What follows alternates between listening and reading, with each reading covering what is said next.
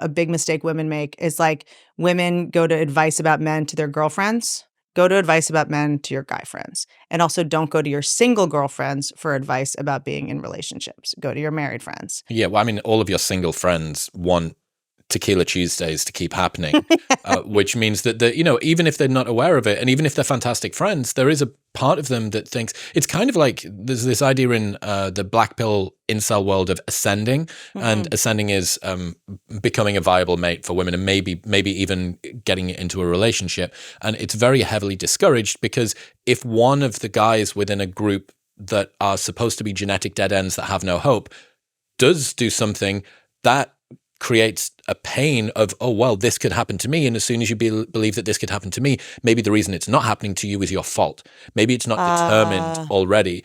And it's kind of the same with the singleton thing. Like if you're going to go and ask for advice about intimacy with someone who never really seems to be intimate with anyone, they're going to, first off, not have a particularly fantastic perspective, I don't think, unless they're unbelievably incisive. But secondly, there's going to be a little bit of a perverse incentive that they don't want their friend to start to pull away from them.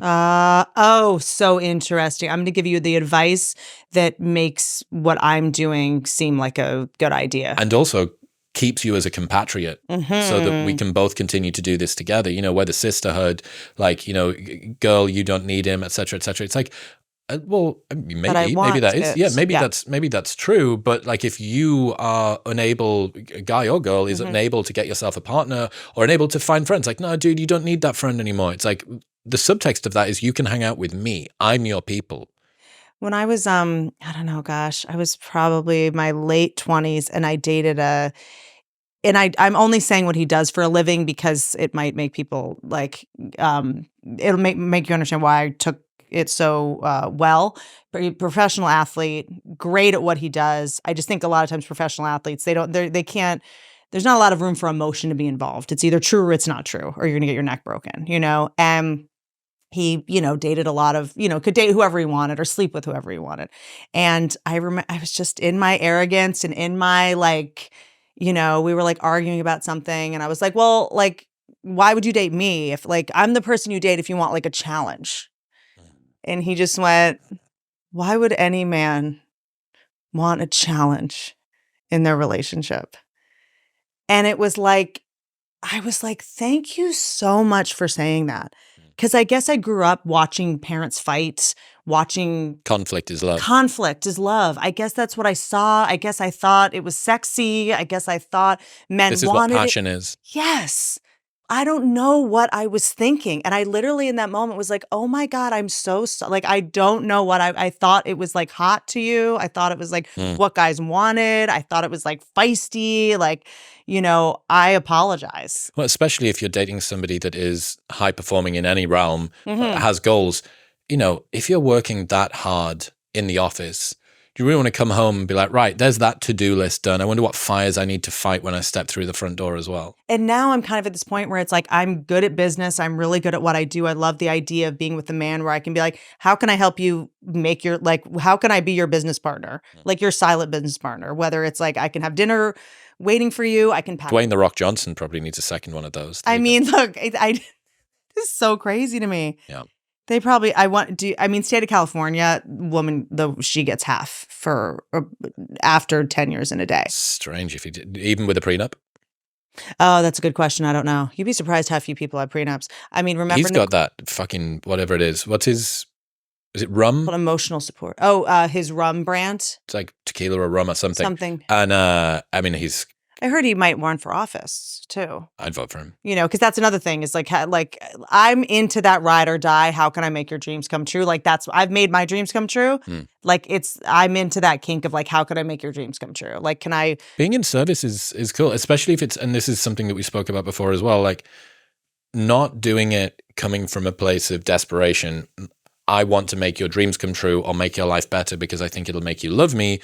But there's almost something extra sexy or seductive about somebody putting their nature, especially their public-facing nature, to one side in order to do something that seems opposite or different to that privately, because it seems like the love that you have for me is causing it's so strong that you're having to overcome something that you do publicly. You know, it's the same reason why the high-powered male lawyer wants to be tied up and spanked by the dominatrix, right? It's the polarity of the life that makes it interesting. Yes. And that's the difference between coming at it from a place of desperation and weakness, like, I want to do this because I think it's the only way that you'll love me, versus I am fine on my own and I'm okay with being independent and I have all of this stuff going for me and I still want to, you know, be the homemaker, build a family, do the whatever. And it's the same that's why like the Chad to dad pipeline is so alluring, I think, to women. It's why so many stories,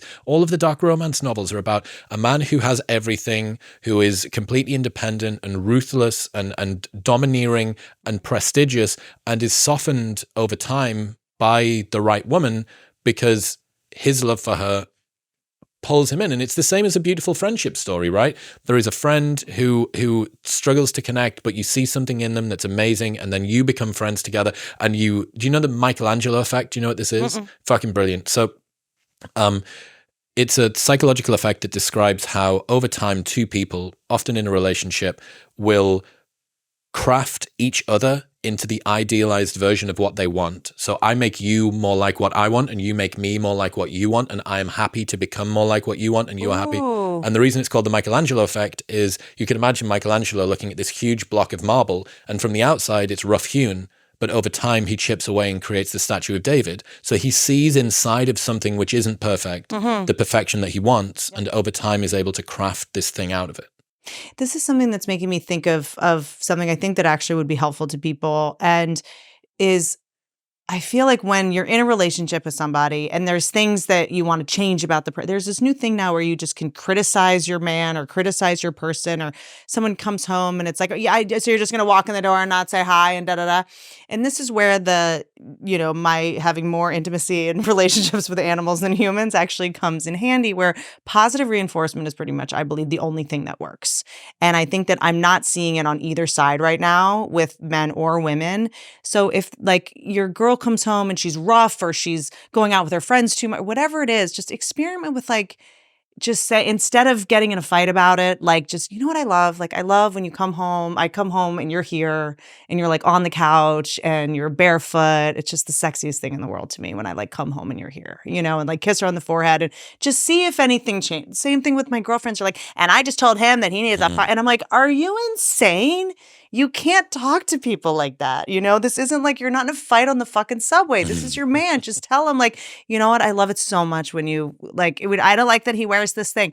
When he wears the other thing, just say tell yes. him how hot it is and suck his dick.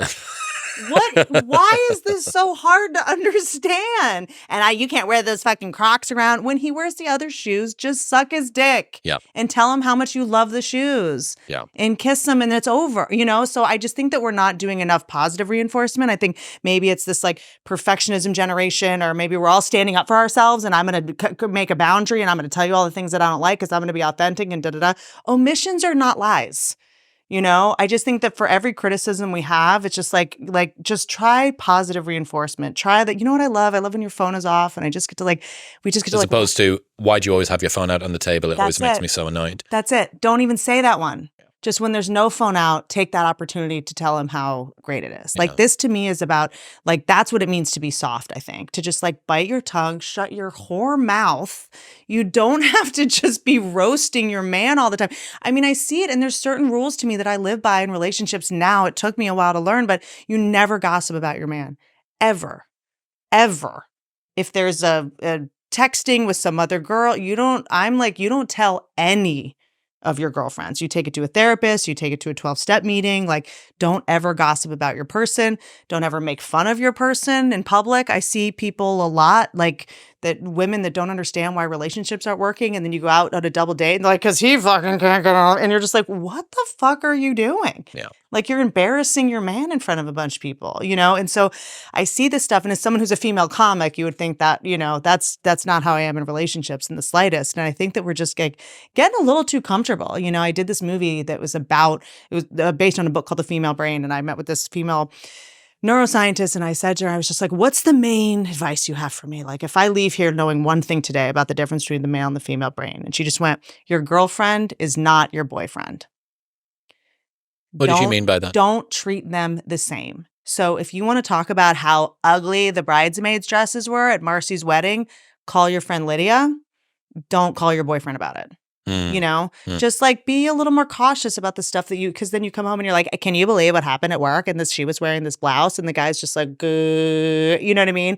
It's like, well, you don't listen to me. How come you're not paying attention? You don't want to hear me talk? It's like, this isn't a subject. Dude, you're boring. You're fucking boring, dude. Call your girlfriend. So it's like, to me, it's always a big red flag when girls don't have girlfriends. Because that means you're going to have to hear all the boring ass shit. So like girls know what to take to your girlfriends and know what to take to your guy friends or to your boyfriend. Yeah. You know, I think that's a really important thing that a lot of girls don't do. They expect their boyfriend to be their girlfriend.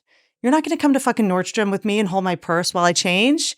That's not the man. That's not my guy, you know, and don't make your guy do shit like that. You know, I just think that like, you know, little things like that, I think make a really big difference. And if you are doing that, chances are you might not respect the person and that's not the person for you. And I think people really forget about respect. It's like, I'm attracted to him and he's smart and he has this, but do you respect him? Because if you're going, I want you to spend your Saturday sitting on a fucking velvet puff at Nordstrom while I try shit on, unless it's like a fun, kicky sex game, that's a different thing. But like, that's not respect. You don't respect your man's time. Yeah, that's, again, the pliability thing. And that's why having boundaries is so important. This episode is brought to you by Shortform. Shortform is my absolute favorite way to discover new non-fiction books and gain deeper insights into books that I've already read. You guys know about how important my reading list is to me, and Shortform is an easier, faster, and cheaper way to dive into ideas that I've always been curious about. They're essentially book summaries on steroids. They provide super detailed guides of the book's key ideas, and they've got smart insights and interactive exercises. I really love using Shortform to revisit some of my all-time favorite books, like The 48 Laws of Power by Robert Greene. They've got one-page summaries and breakdowns of each chapter that will help you to better absorb and solidify all of the learnings without having to go back through a book that you've already read. The best part is that they always keep their library fresh. Shortform drops new book guides and articles every week, and subscribers get to vote on what books to cover. You can try Shortform completely free for 5 days with no obligation by following the link in the description or by going to shortform.com/modernwisdom, and you'll get an additional 20% off if you sign up for the annual subscription. That's shortform.com/modernwisdom. What's happening, people? If you enjoyed that, then press here for the full unedited episode. And don't forget to subscribe.